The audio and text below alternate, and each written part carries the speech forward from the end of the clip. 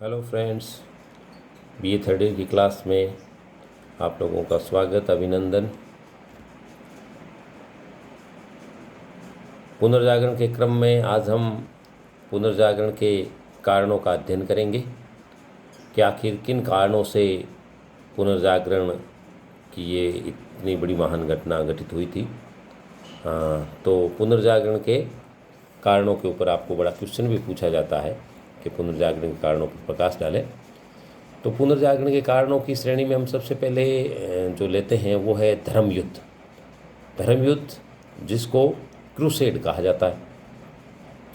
11वीं शताब्दी से 13वीं शताब्दी के मध्य जो जेरूसलम है, ईसाइयों का पवित्र तीर्थ स्थल के प्रश्न को लेकर के ईसाइयों और मुसलमानों, सल्जुकी तुर्क थे, उनके मध्य ये युद्ध लड़ा गया था, को धर्मयुद्ध की संज्ञा दी गई थी। इन धर्मयुद्धों के कारण यूरोपवासियों को पूर्व के विचारों, तर्क शक्ति, वैज्ञानिक खोजों और प्रयोग पद्धति से संपर्क में आने का मौका मिला और धर्मयुद्ध ने यूरोप का अलगाववाद को जो है उसको समाप्त कर दिया था। पोप की जो प्रतिष्ठा है उसको ज़बरदस्त क्षति पहुंची थी एवं उनकी शक्ति है वो क्षीण हो गई थी। अगर संक्षेप में हम कहें तो धर्मयुद्ध ने पुनर्जागरण के लिए एक स्वस्थ वातावरण को जन्म दिया था। तो पुनर्जागरण के कारणों की श्रेणी में हम जो पहला कारण लेते हैं वो है धर्मयुद्ध, क्रूसेड। पुनर्जागरण के कारणों में दूसरा कारण है वाणिज्य व्यापार का उदय। वाणिज्य व्यापार का उदय। यूरोपीय व्यापारी व्यापार के सिलसिले में सुदूरवर्ती क्षेत्रों में पहुँचे। इससे वहाँ की ज्ञान विज्ञान व परंपराओं से वो परिचित हुए और आगे यूरोप को इनका परिचय करवाया। दूसरी ओर ये नवधनाढ़ी व्यापारी वर्ग है, वो सामंती व्यवस्था और चर्च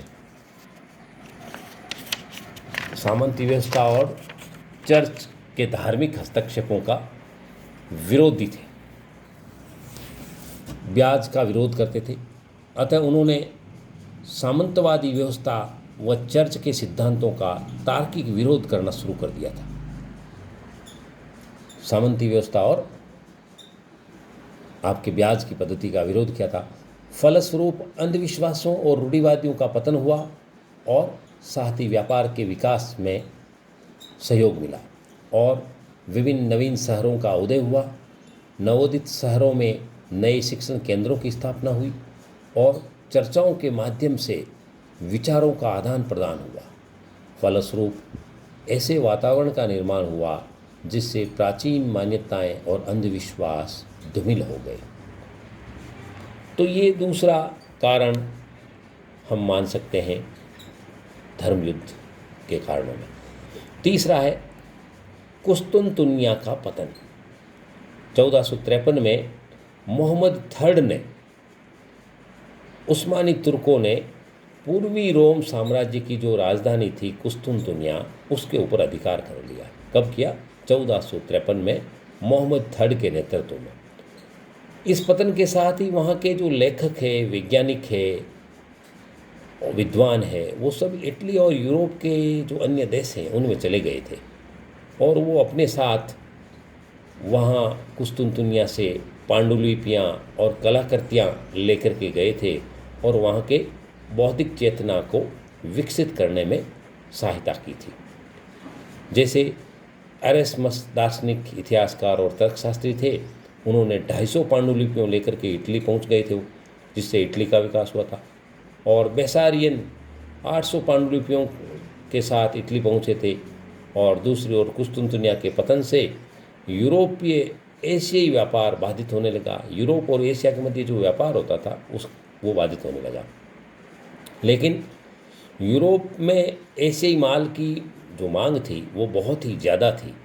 फलस्वरूप इसके विकल्प के तौर पर नए जल मार्गों की खोज की गई थी, जिसके चलते अमेरिका की खोज हुई, भारत की नए जल मार्ग की खोज हुई थी और तो नए जल मार्गों की खोज, नए देशों की खोज, ये अन्य कारण माना जा सकता है।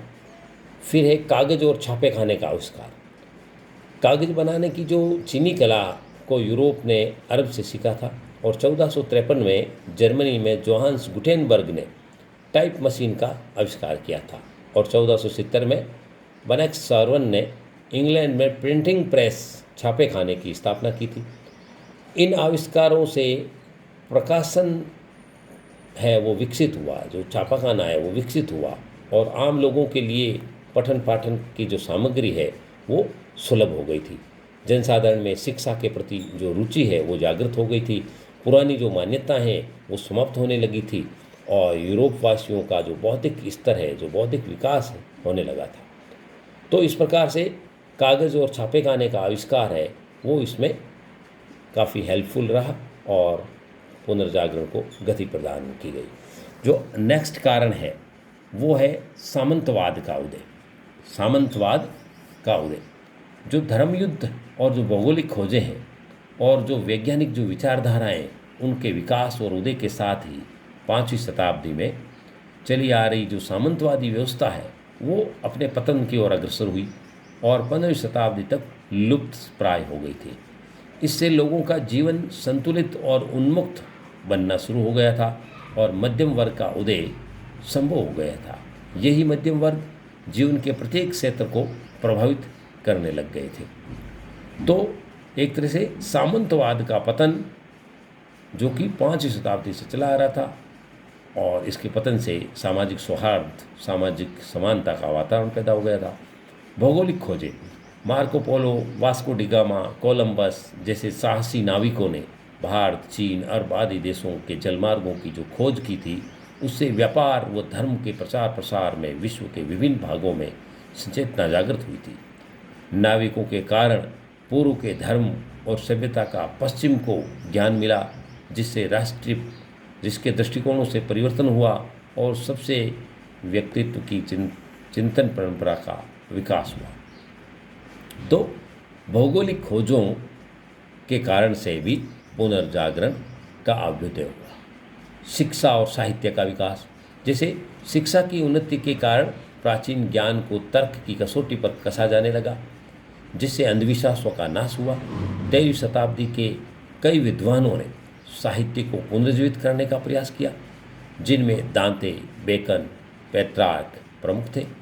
इन विद्वानों ने प्राचीन ग्रंथों का विभिन्न भाषाओं में अनुवाद करके और ज्ञान को बढ़ावा दिया था और लोगों की सोच को विकसित किया था।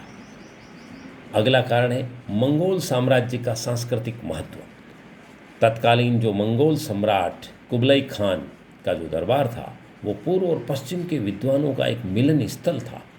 इन विद्वानों का आपस में वाद विवाद होता था, जिससे एक दूसरे की संस्कृति, सभ्यता को आसानी से समझने का मौका मिला था। इन पारस्परिकताओं का पुनर्जागरण पर व्यापक प्रभाव पड़ा और वेनिस यात्री मार्को पोलो ने दरबार में पुनः यूरोप पहुंचकर यूरोपीय देशों, पूर्वी देशों को विशद वर्णन किया था। तो इस प्रकार स्पष्ट है कि पुनर्जागरण का उत्थान अनेक कारणों से संभव हुआ। इन कारणों के सम्मिलित प्रभाव से यूरोपीय जनमानस को एक नई सोच, नई विचारधारा, नई दिशा प्राप्त हुई, जो पुनर्जागरण लाने में सहायक सिद्ध हुई। Thank you.